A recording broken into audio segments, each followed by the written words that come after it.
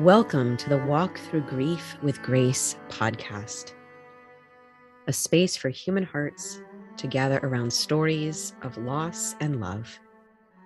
I'm Jenn Cormier, your grief guide and host. It is my honor to have you join us through this sacred act of listening. May you receive something here that you need, something that is healing and calls forth your compassionate heart. We are so glad you're here.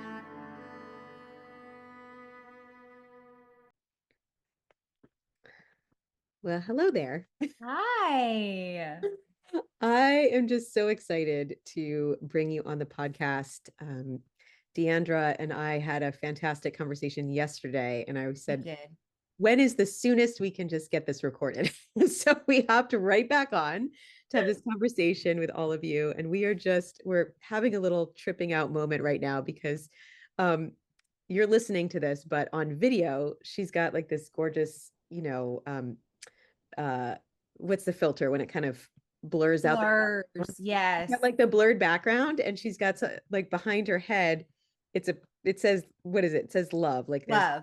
it says love behind her head, but I can't see that. And every time her head moves, there's like a raven head that pops out from the side. So we had a whole conversation about ravens and my kid and my dad and her, like we just went sort of down a rabbit hole. We kind of did. We kind of did. And we want to talk about her story today, which will resonate with so many of you who might have lost parents, if you've lost your mother, an aunt, family members. There's a whole journey you went through around your aunt and reclaiming her body or dealing with the challenges of burial out country. So there's like a whole sort of saga there. So if anyone is listening who's had a relative or someone they've loved who've maybe died overseas and have had to dance with that, this podcast is for you. We'll probably talk a little bit about that. Yes. And we're really gonna, like, the essence of this podcast is love. So we talked about just yesterday, the essence of love never dies. That was kind of what it comes down to. Mm-hmm. And that is what I just love about this grief podcast, is that really, when we set the podcast up, it's like, okay, every sixth episode is going to be a love story. But what it turns out is pretty much every episode is a love story. Absolutely. Because if we're grieving something, it's because we loved deeply. Yeah. So, and you can't take that away. Yeah. So we're here. I just loved meeting you, and we're going to have a conversation about your new book. So that's super exciting. And I just got such a kick out of your mini bio that you sent. Diandra Ford-Wing is an impassioned tech lady, which I was like, so great, because I was just talking about the perils of me and like the tech world. Yes. And you have had a major grief experience, and the loss of both your mother and your aunt really made you, I say made you, but you made a choice, and it felt it's not a choice. Like, it was what you needed to do, was to pause your career. Yes. Your job, because they gave you only 3 days bereavement. Yep. Ridiculous like that. And you just wanted to give the space to honor the grief that came your loss. And you really have honored that this past year. I definitely did. The onslaught of my aunt's death and then the subsequent death of my mom really gave me the freedom to just say when. Like, I just, you know how that you go to a restaurant and they tell you, say when. I had to say when. Like, there was enough cheese on my pasta plate and I had had enough. So in terms of doing the whole process of grieving, that was something that struck me as hard. Like, I didn't know it was going to be hard to grieve. And it was just that. It was so hard for me. It still is hard for me to process that my mom is no longer here. And here we are at a year later. And I'm still trying to grapple with the loss. Yeah, and I love that sometimes we need to know when to say when and just Mhm. say, this is too much. Like it's too much for Yeah. my system and I need a pause. So I'm just Yeah.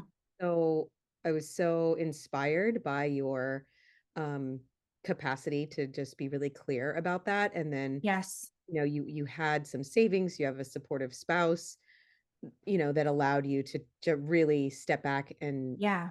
face. Will you share with us about how that moment in time that like, okay, I'm going to say when I'm leaving my job. Would you just Mhm. bring us back to that moment for a minute and talk about, um, if you want to give us a little history about these two losses and then that Yeah.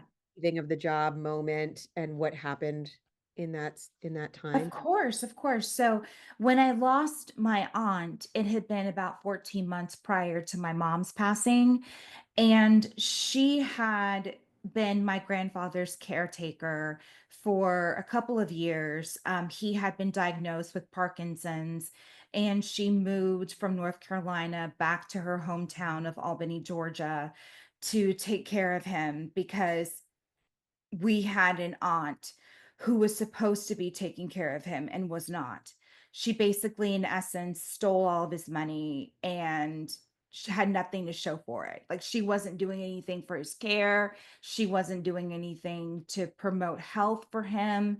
And after he passed, she decided in that moment that she was going to go overseas to the Gambia to live, and she had been there 8 months, and she never came back. She died within that 8 months that she was there. She was doing all of these great things for the community. She was going to build a shop for women where they could get essential oils and things like that for care, for womanly care. And next thing we know, she is dead.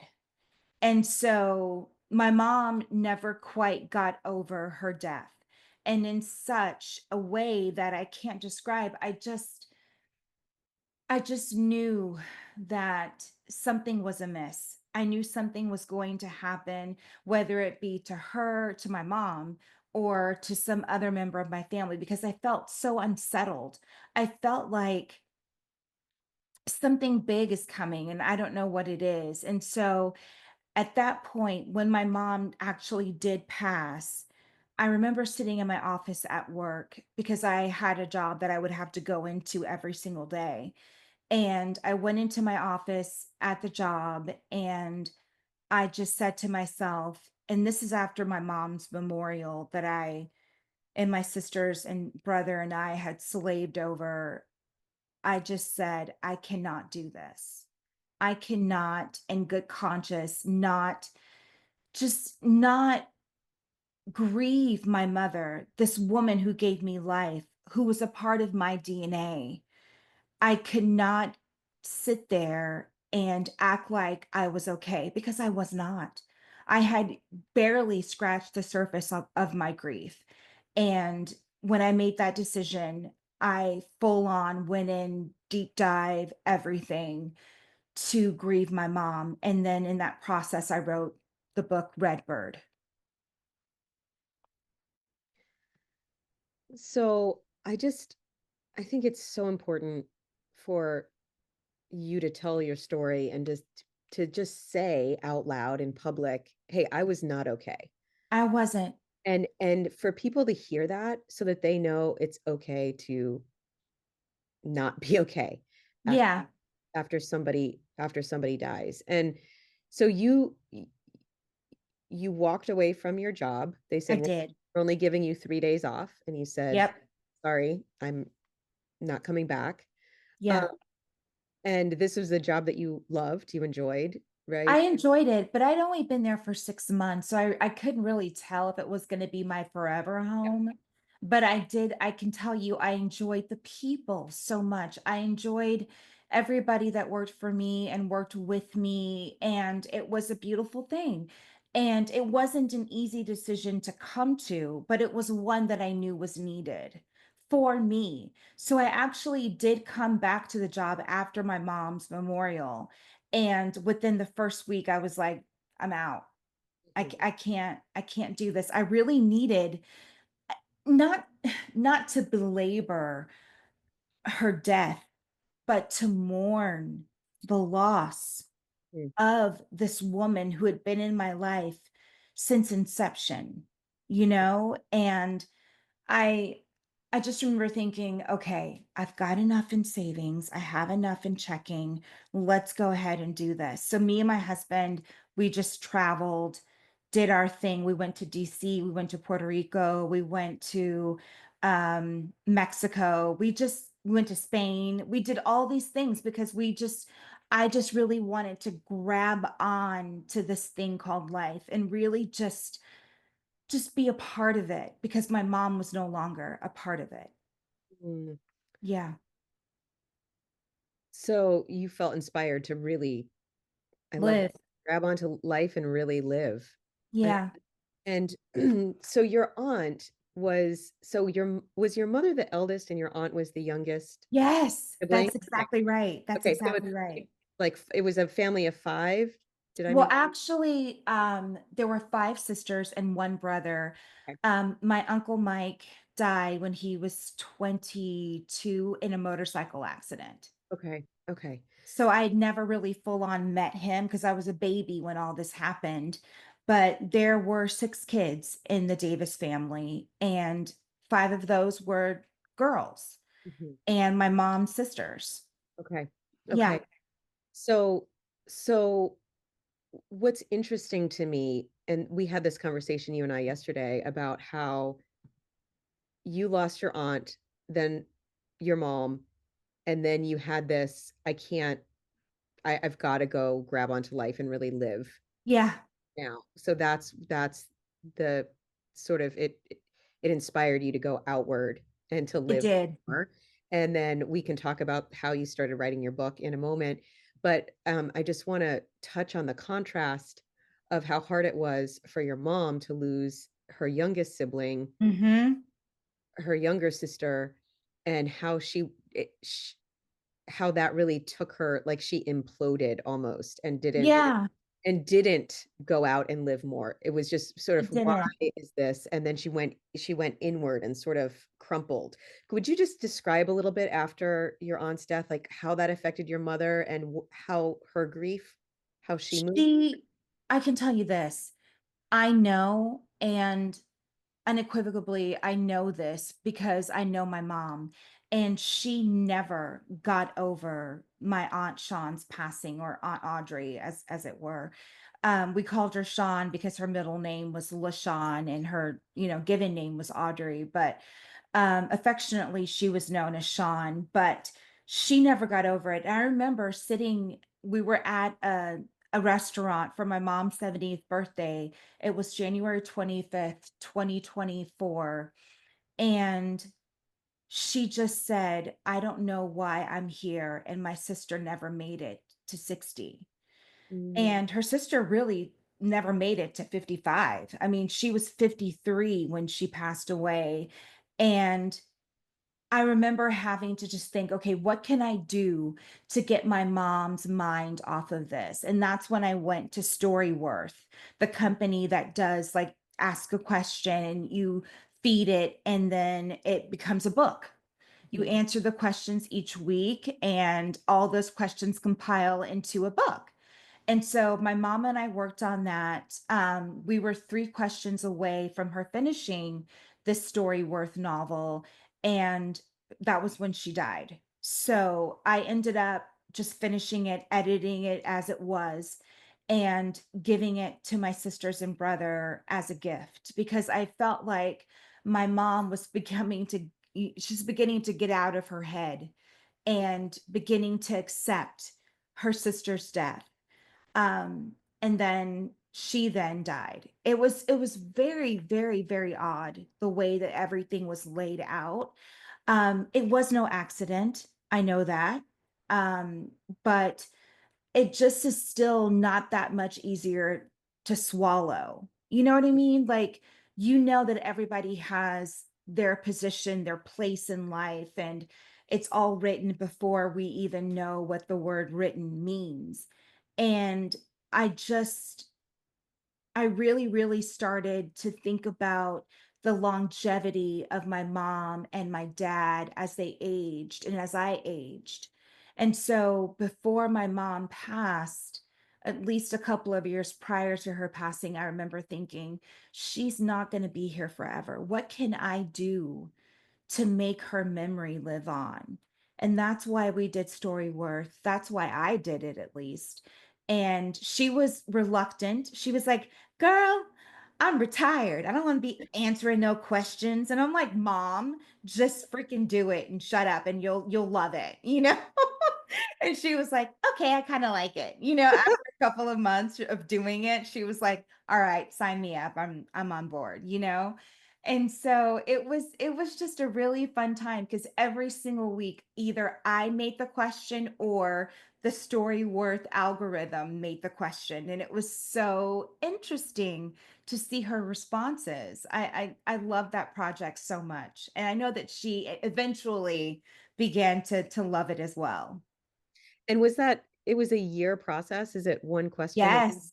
yeah, We yeah. took 12 months, and like I said, she only completed the 9 months because that's how long we had together.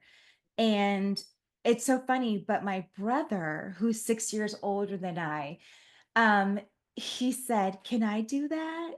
Can you do that for me?" And I said, "Absolutely." Mm, So he and I are going through the process right now, and it's so much fun. that's It's so much fun. so this writing process, this was a collaboration between you and your mom, really Yes, fleshing out her life and her stories, and that turned out to be the year before her passing, and exactly. you were kind of mourning your mortality and her mortality before she died. You could feel, Yes. you know, I think that happens, we um there's a great insight in, I think it's the book Orphaned Adult, Hmm. that talks about how so many people, this sort of midlife crisis that we like, oh, he went off and got a sports car or whatever. We think like, oh, they turned 50 and they had this crisis and they dropped, but that might actually be this sort of a way of grieving, like, oh, Yes. my parents are dying or they just died, or I'm recognizing that they're mortal and I'm mortal. So it's sort of a maybe part anticipatory grief, Yes. part grief process that looks like something totally different. And And you know what? Here's the thing, the anticipatory grief thing, I did not know was a thing. Like, I had no idea. But honestly, I had began to compartmentalize the feelings that I would associate with death and with loss. I began to already kind of dissect that before my mom died. I haven't done that with my dad, who's still living.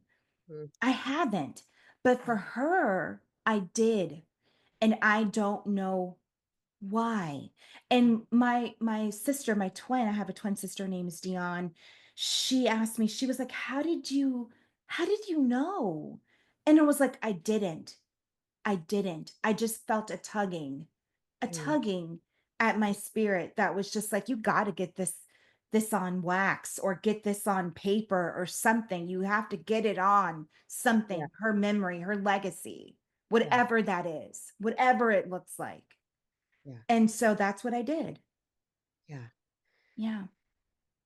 And maybe there's some part of our spirit or soul or something, that nudges us. You I know. heard a nudge, something, who knows, right? But that's just so beautiful that you moved forward with Yeah.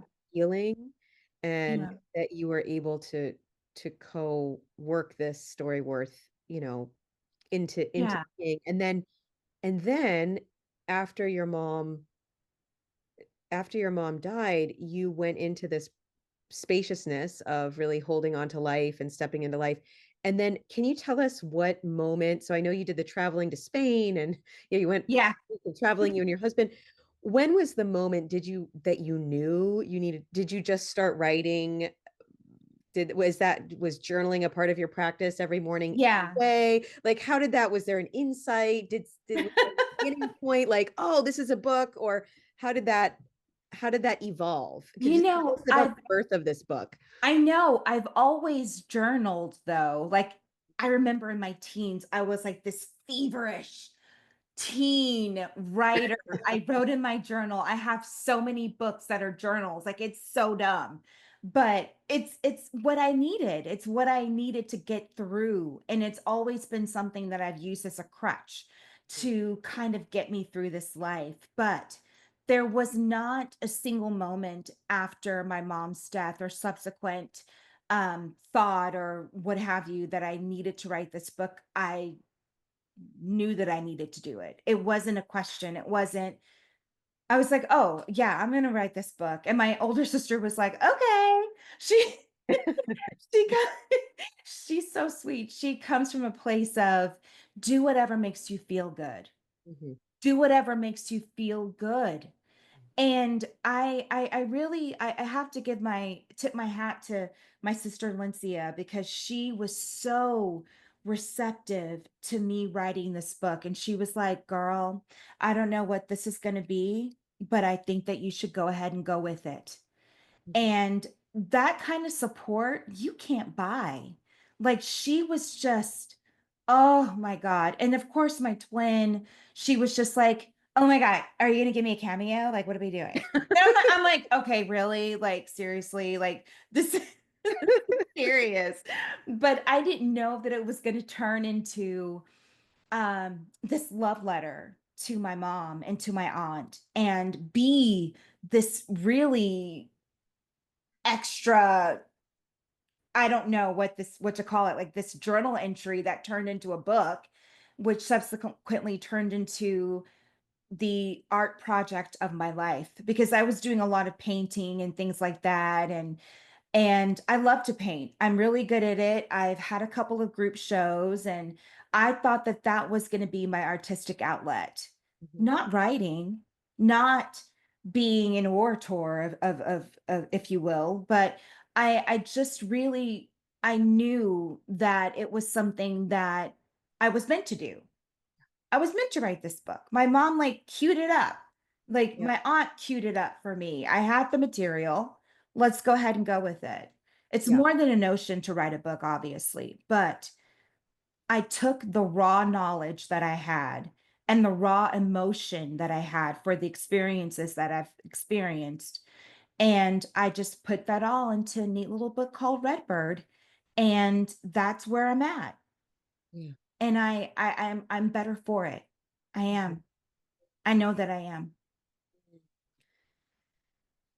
So the title Redbird, Yeah.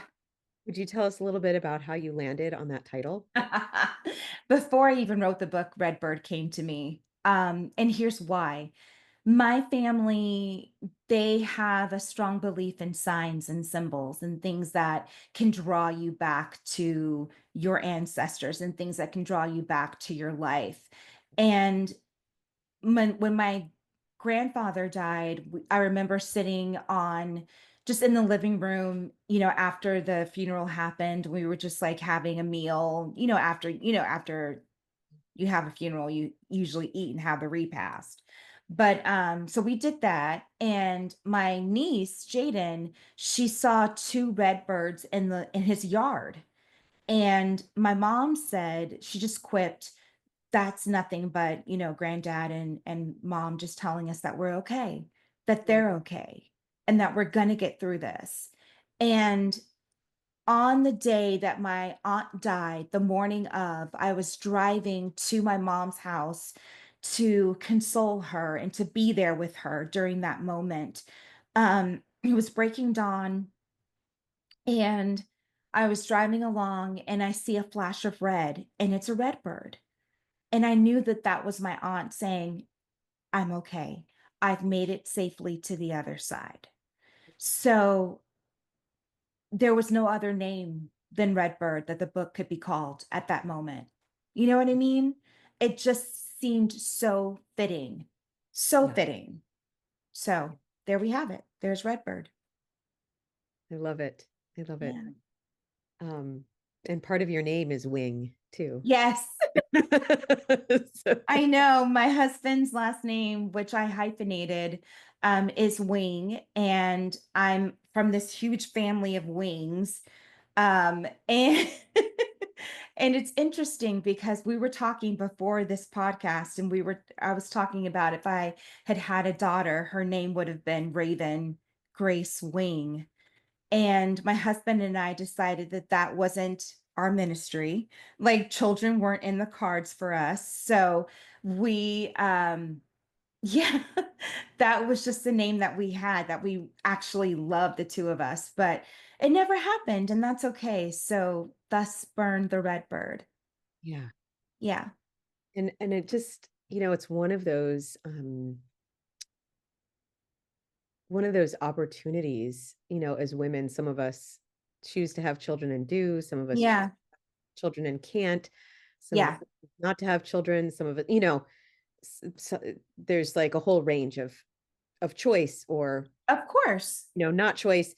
And what's so beautiful is that each and every one of us are creators Mhm.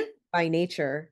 And whether or not we create and birth children into the world, we create and birth, creation Ideas. Yes. ideas. And sometimes that looks like a painting, and sometimes that looks like a book, and sometimes that looks like a movement, and sometimes that looks, It could be a song. a song, Yeah.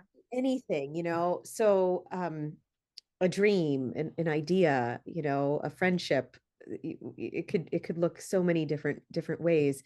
Um, so just honoring this unexpected creation of Mhm. you. And what I love is like this is insight is just coming to me, and maybe it's like so obvious as it comes out of my mouth, but we are creators, but then our creations, like what we create, As also our legacy. like grows us into a new Yes. identity.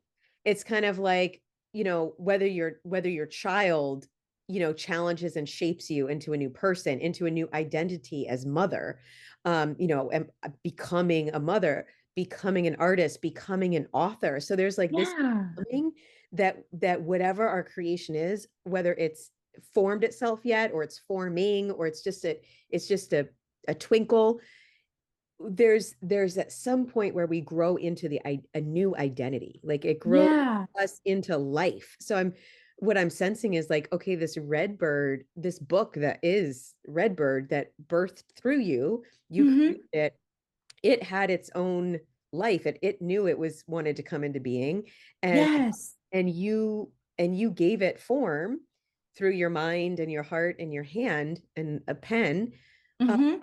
and a computer and all the other things. But then And now, a thesaurus. Okay, yeah, sorry. and now and thesaurus, et cetera, et cetera.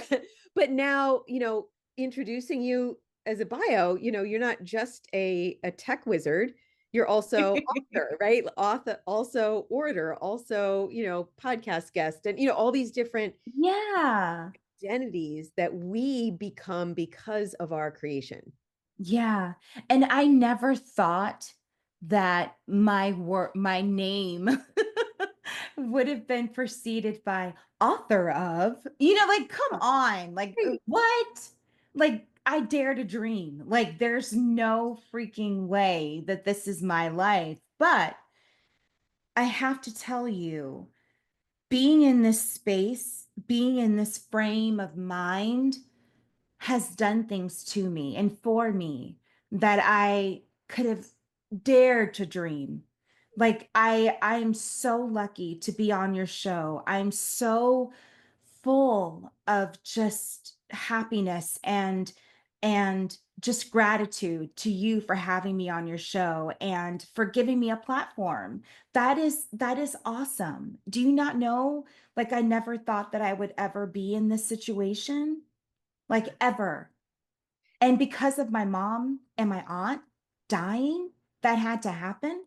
What? Right. Isn't that weird? So weird. And it's, we can think about it in theory, like all things die so that there can be compost and things can be reborn. But then Yeah. when it's like real, like, oh, like this person, my aunt, my mother, they died, and now that living that I chose, because I feel Yeah. like it was a choice. Like, you chose to live, you chose to create this book. It was not, it just didn't happen. It No, it didn't. It didn't come happened. out of thin air. You made it. You created it and you made it happen. And that Yeah. took, dedication and commitment and courage and, so much energy. Yeah. And then and then in a way, that is a rebirth of your It is. mother and your aunt. Yes, it It is. in a way, they're still living. We can say that, oh, well, they still live through me, my dad still lives through me, my mom still lives through me, we share DNA.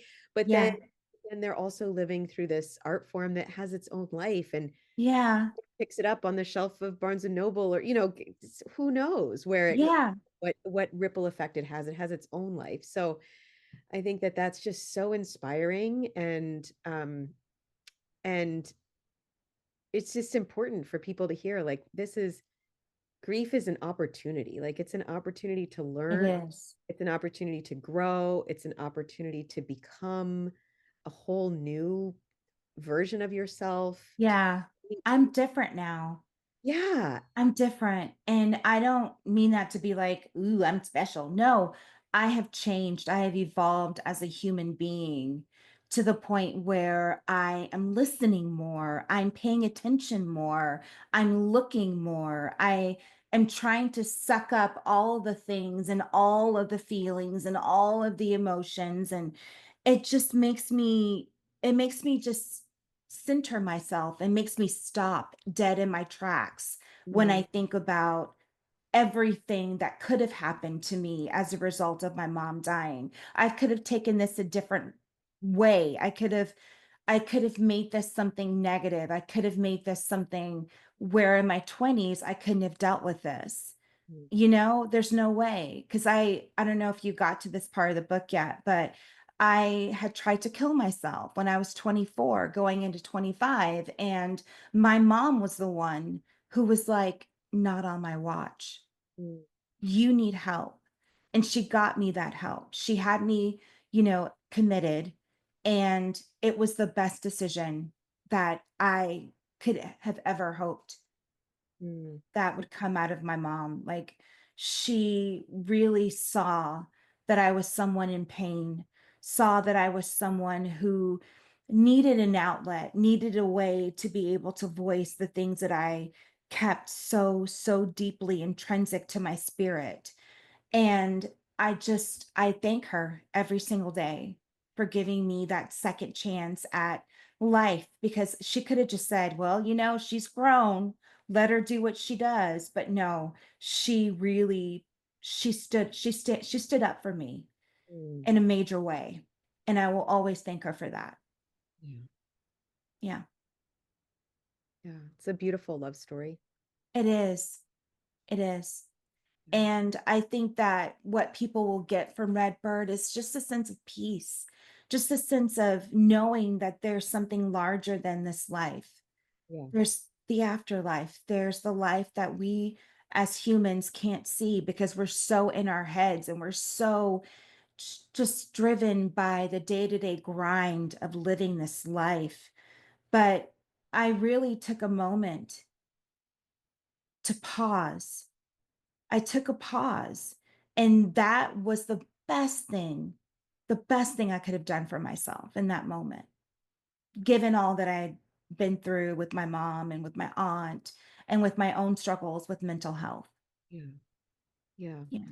And that pause, I feel like if you're listening right now to this, just by choosing to come on to find this podcast and listen to this episode, Yeah. that's a type of pause, right? It's a type of reflection. It's You a reflection. Someone is taking the time to listen to you speak and to listen to our conversation, Yeah. and to get a perspective on their own experience of what's moving through their life. And Yeah.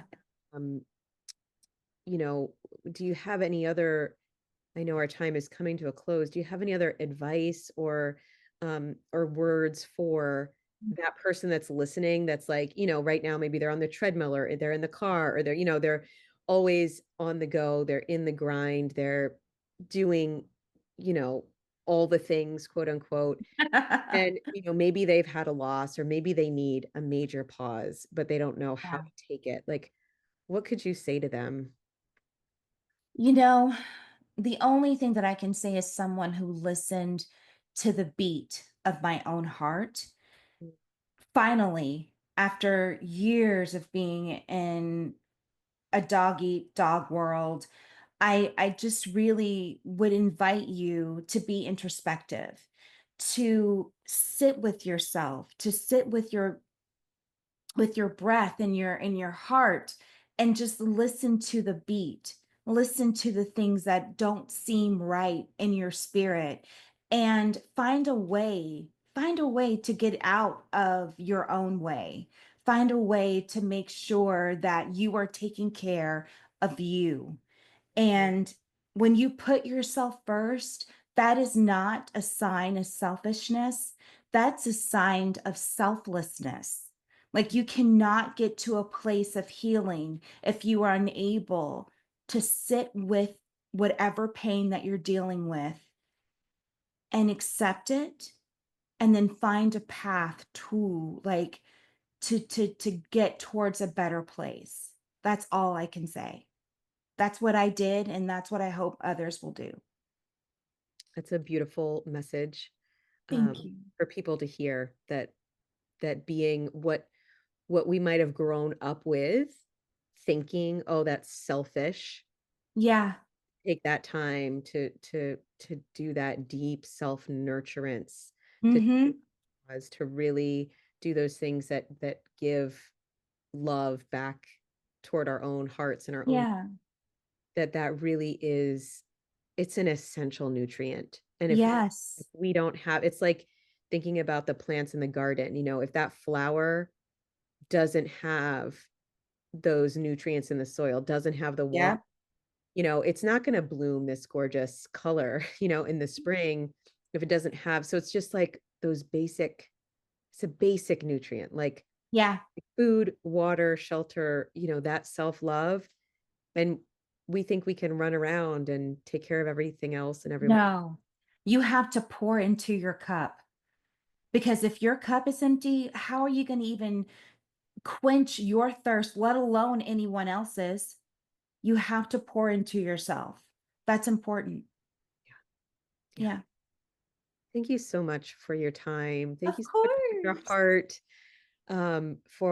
for your sharing. And I can't wait to move through. You sent me Redbird and I'm going to go through it. I'll probably finish it this weekend. Awesome. Let And me know what you think of the entire project. I will. And it's just, thank you for your story. I know it will touch many hearts, and Yes, ma'am. I just so appreciate you. And I appreciate you, Jen. I value Thank you so you. much, and your time and your story. And hopefully we can connect again really Oh, soon. we will. Yeah, We we have too many similar things going on, sister. You're not too going many to get rid of things. me. Too many things. Too many things to talk about. Wonderful. Well, I look forward to everyone hearing this podcast, Me and too. say goodbye for now. All right. Goodbye for now. Thank you for listening. Thank you for being here with us. Thank you for listening. You are a vital part of this podcast. You are why we are here. Let us close today by placing a hand on our hearts and a hand on our bellies, feeling our breath move through our bodies. May we feel connected. May we be at peace. May we be love. As we breathe, let us acknowledge that in this moment we are, in fact, alive, and this is a miraculous gift. Let's bow our heads gently to our hearts. Thank you for listening. Thank you for showing up. Thank you for doing something healing and kind. in this moment right now. We give great thanks. We give great thanks. We give great thanks. And it is done until next time. May you walk gently out in the world and be gentle and loving with yourself. Much love from my heart to yours, and bye for now.